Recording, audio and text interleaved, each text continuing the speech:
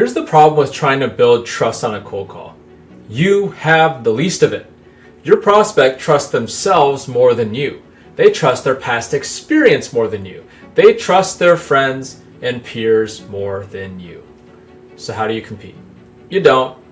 After 100,000 cold calls, I actually stopped trying to out-trust my prospects' existing beliefs. Instead, I actually learned how to show them something they've never seen before. I call it seeing the unforeseen.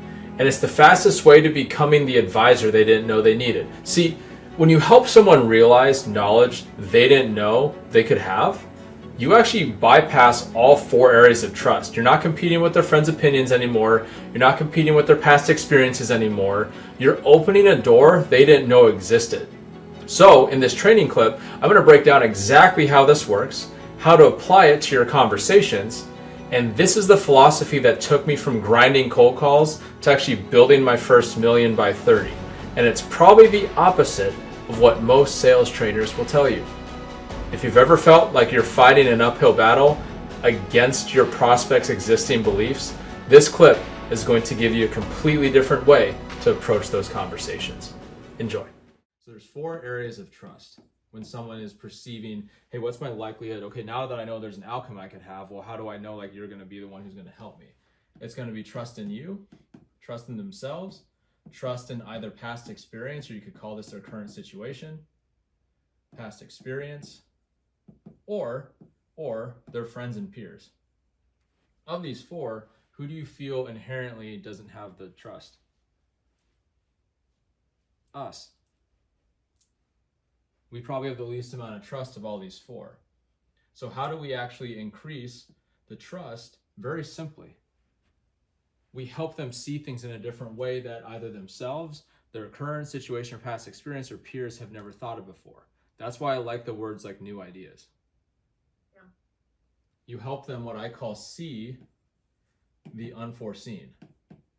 See things in a way they've never seen it before. It's knowledge they didn't realize that they could have. So now all of a sudden that outweighs trust they might have in themselves or their past experience. Very simply on this, actually I'll touch on this one first because this one's very simple.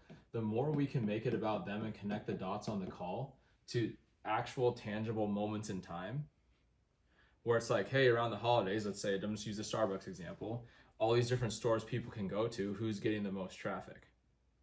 Mm-hmm. The ones with the nicer aesthetic. Most of the time, but how is that aesthetic being shared? How is that community being built? Right? Are we actually engaging with customers to understand like what people really enjoy, what they like? Hey, do they like that new little? I'm just trying to think of like a Christmas decoration in the back that just had this like beautiful light display, and everyone's fighting to have that one seat next to it. Yeah. As an example. What I want to create. Exactly. So it's this. And it's also making complicated technical language that we might call, as far as like our lighting, all the different ways, complicated, turning it into simple.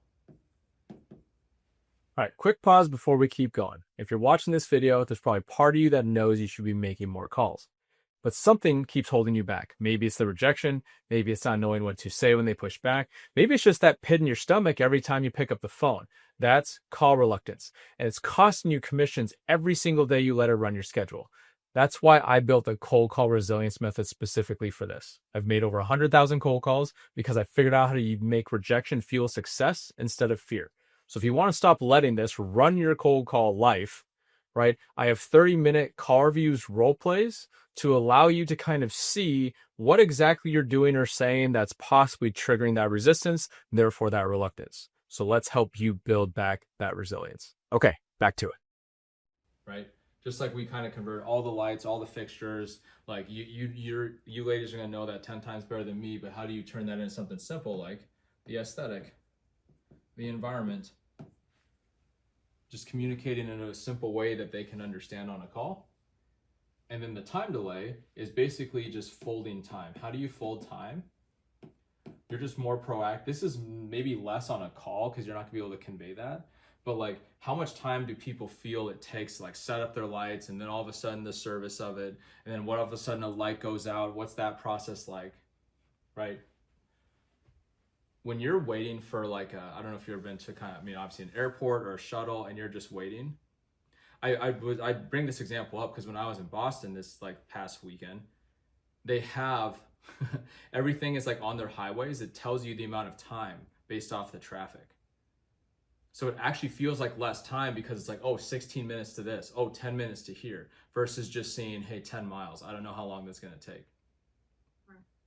Right? So you fold time for people by actually setting expectations up front, right? And kind of what's realistic, so they actually have the expectation beforehand. So I'm bringing this up. I'm bringing this up as examples because when you build your email sequences or your messaging, you want to touch each of these 4 frames. You can use success stories here. Hey, other restaurants that had this environment or kind of in this city have been seeing this when it comes to like, their experience around the holidays. I would leverage that and communicate it in a way. It's not just about like decorating it. What's the result? They had more customers, or all of a sudden customers are sharing that location all over their social media, and all of a sudden they're getting free leads. They're getting more business. So I would just alter it a little bit just to make any story you're talking about, communicate it in terms of results. Yeah, I think that's where I'm needing the most help, is to kind of switch the language to Yep. not sound so salesy, but to still keep them intrigued. Correct. And then the simplest way to do that is just this. Yeah. Because if we just turn, so here's does this help, Lauren, as far as like how to what to build into sequences? As far as Yeah. how you do it, like you can do, I mean, I typically did like 2 to 3 weeks. If you're trying to get a hold of someone, you can do like maybe 2 to 3 calls a week, right? It's because you're probably not even getting a hold of them once or twice or whatever. And then maybe I'm just trying to do 8 touches in a 2 to 3 week time span. I don't want to seem too eager, call them every day, email every day, right? Yeah. But I typically will build a story, right? You can use calls, you can use voicemails, right? You can even do like a video message if you want, either in an email or LinkedIn, and you're just communicating a story, and you're talking about the problems they didn't realize they might have had because of all the conversations you've had. Here's what other people are doing. Here, it actually doesn't take as much time as people realized, and actually like it's not much extra work.